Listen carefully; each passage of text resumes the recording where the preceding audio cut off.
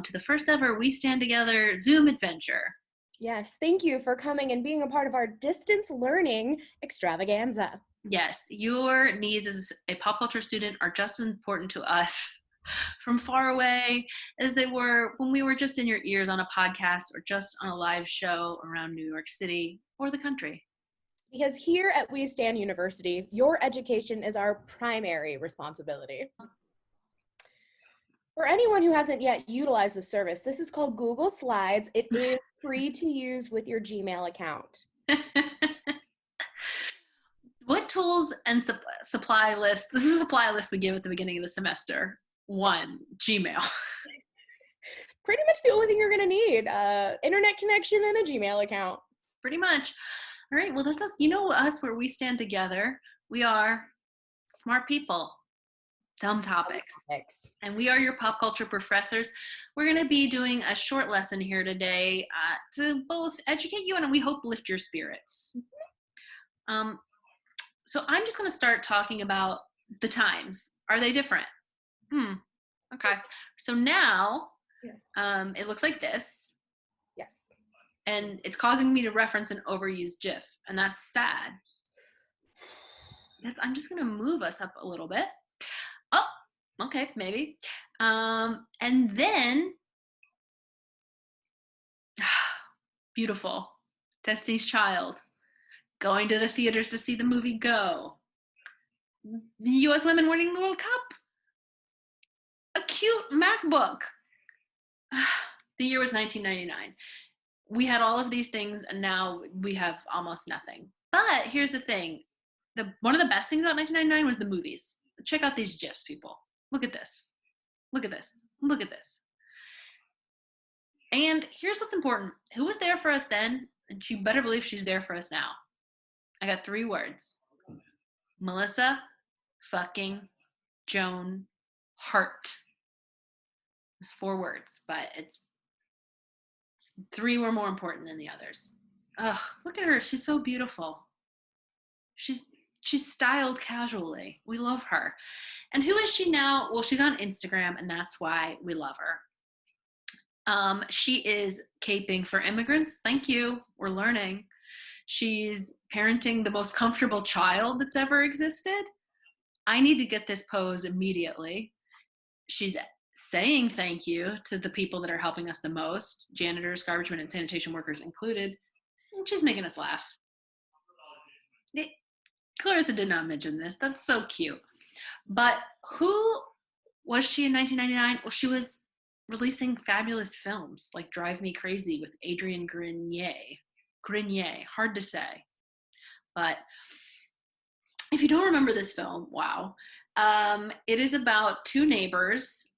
They are so different, but they've both been dumped. So to make their respective exes jealous, they pretend that they are dating. It's a good plan. It's a good plan. Is that what ends up happening? Well, watch the film. So there are so many things that are so 1999 about this movie, okay? I'm moving our heads around. The presence of Ally Larder. That's a very 1999 thing. And that's not a knock on her. That's a knock on now. We've got this hairdo and necklace combo. I mean, wow. Okay. It's a lot of delicate things that are actually very hard to nail. And if you try, you will be late for first period of 7th grade. Just promise you. Give yourself enough time. Butterfly clips are not actually for the faint of heart. And then back in 1999, we had an uncanceled Stephen Collins. Wish we could have him back. We cannot. So I just wanted to also highlight the wonderful web presence that Drive Me Crazy had. This is its original website. And it's like, to get real in the weeds, to get real pop culture professory on this one, it reminded me of, for literature students, the original novels were all like epistolary novels, meaning they were all letters. So they would start out like, dear so-and-so, And then 300 pages, it would be like Sincerely Pamela, because they didn't quite understand that you can just write a book. And in 1999, we didn't quite understand that you can just have a website. Like, it doesn't need to be Nicole's organizer. You can just have that info. The story doesn't need to be in her comp book. It can just be there. But far be it from me to criticize this masterful piece of art. You get a personal note from Melissa Joan Hart. Now, we actually have a lot of those these days, so that we're not lacking. Total male makeover. I'll be getting to that later. So I also want to say this movie includes an icon of a total another level, whom we stand. Her name is Susan May Pratt. This is her on the right. She plays the bitchy best friend in Drive Me Crazy. You might recognize her also as the bitchy best friend from 10 Things I Hate About You, also 1999. And look for range, folks, because we've got the bitchy adversary in center stage in the year 2000, which is, of course, the year 2000 is a part of the long 90s. If you don't know that, I don't think you did your history prereq for this class. So this movie was actually originally called Next to You. And for readers of 17 Magazine and Teen Magazine in 1999, you were like, well, I was all hyped for the movie Next to You, which I read about a lot. What happened? Why is it called Drive Me Crazy? Well, what happened is what happened to all of us. Britney Spears happened.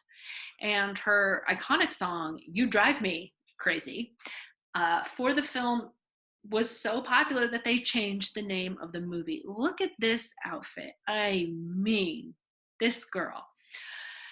So they changed it all for Brit. And this is like the moment where Melissa Joan Hart passed the teen baton on to Britney Spears. We would see, I don't want to see, because we've never seen Melissa Joan Hart's star fade, and we never will. But maybe as a teen star, this was sort of the end. And she handed it to Brit. Now, of course, Melissa Joan Hart was in the iconic video for You Drive Me Crazy and in the iconic making the video, which is really important. But you can tell she's not into it. She's not happy to be there. Because, and she spoke about this honestly, which is another reason we stand Melissa Joan Hart. She felt like people were more excited for Britney than her, even though they did hang out in front of some Tommy Hilfiger bags once. This is them at the premiere of Drive Me Crazy, which Melissa Joan Hart said she cried afterwards because she felt people were more excited to see Britney than to see her. And that's messed up. They also hosted the male makeover aforementioned on the website on MTV, which was just a guy that they took him to structure, basically was it. But that was content. I probably watched it 8 or 9 times. Great stuff. Thank you, gals.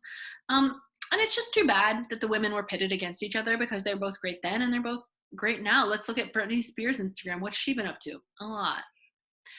This was recent. She did a dance to Justin Timberlake's song and shouted him out saying, P.S. I know we had one of the world's biggest breakups 20 years ago. It wasn't that, I mean, it was the same amount of breakup that you always have, which is they just broke up. And she did get JT's attention, and he DM'd. He was too much, and he DM'd. I love this deck, too. Britney's the best rich person in the world because she still has her same ideals from when she was a young Louisiana girl. She's like, I'm rich, I'm gonna have the biggest deck in the world. She's also posting memes that are helping keep us safe, and she is, in fact, quoting philosophers and calling for the redistribution of wealth and strikes.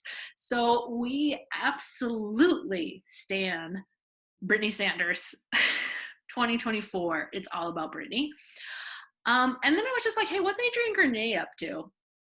Well, I did not follow him before, I have to admit. You can see that the follow button is not smashed. We love him, but this was a recent post. Okay. I mean, I'm not against that at all. Lauren, any thoughts?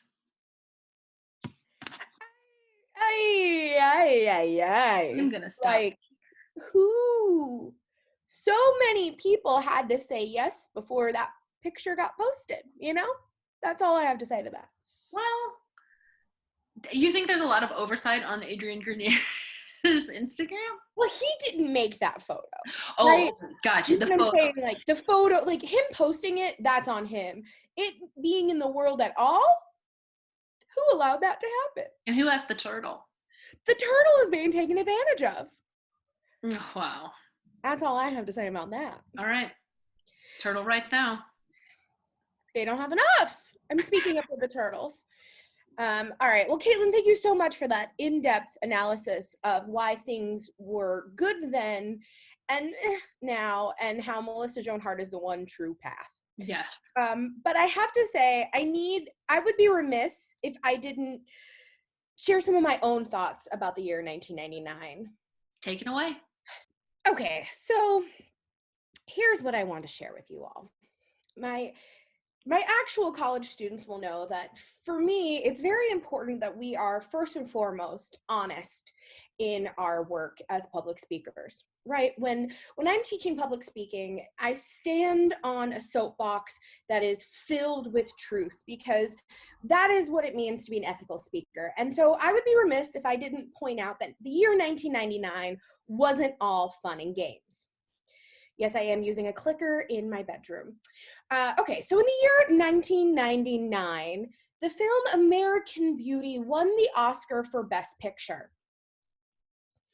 This is something that has haunted me for 21 years now because I do not feel that this was the correct choice. Some of you who have come to our live shows will be familiar with how angry I am about the fact that American Beauty won the 1999 Oscar for Best Picture.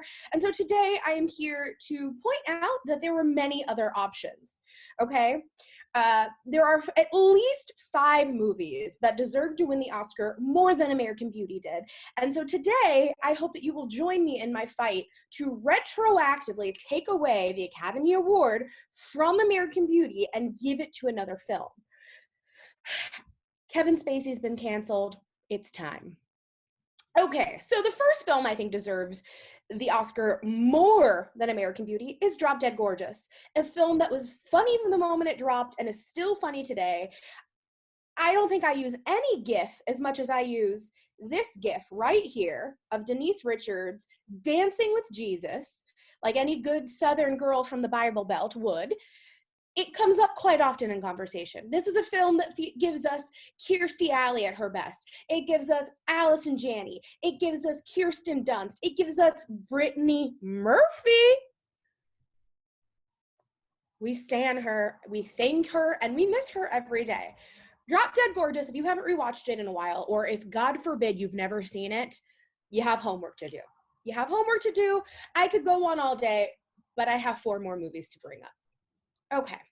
The next film that was better than American Beauty was Sixth Sense, giving us a Donnie Wahlberg performance, giving us Bruce Willis, giving us Toni Collette as a mom, giving us Haley Joel Osment before he went to NYU and stopped taking showers.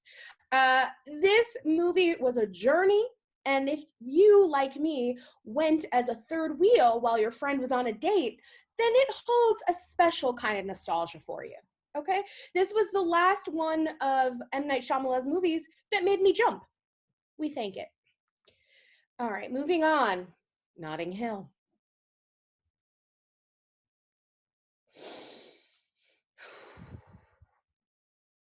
Come on.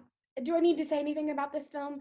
This perfect, romantic, iconic film of joy, of hope, of a young Misha Barton. Come on. We love this film. We stand this film. Give it the recognition it deserves. I have watched it 3 times so far while self-isolating during quarantine. I cannot tell you how many more times I will watch it because the number is too big for me to count to. All right, then I just need to take a moment and say, actually, I had forgotten how bad this movie was. Every time I'm reminded that the movie Eyes Wide Shut came out in 1999, I get full of rage because this, for some reason, is a movie that shows up on so many like best of lists. And truly, never have I understood the story of the Emperor and his new clothes more than when I see this movie mentioned. we think we're supposed to like it because it's Tom Cruise, it's Nicole Kidman, it's Stanley Kubrick, it's sex. And so we're like, oh, there's something in this that I'm supposed to worship. No, it's not good. It's not good. It was never good. It's never going to be good. Stop talking about it, okay? So I just want to make it really clear, if it comes down to it, if it's like, okay, we'll take away American Beauty's Oscar, but we'll give it to Eyes Wide Shut, I'm not okay with that. Okay, this is the one film from 1999 that we can't possibly give the Oscar to. I just needed to take a moment. Okay, so what film do I think most deserves the Academy Award in place of American Beauty? Is it Idle Hands? You know, feature Seth Green. Seems like a likely call for me. I love it. No. Is it Cider House Rules? A film I've never actually seen? No. Is it The Green Mile? Another film I've never seen? So no. Is it Big Daddy? Could have been Big Daddy. Very good film, but it's not.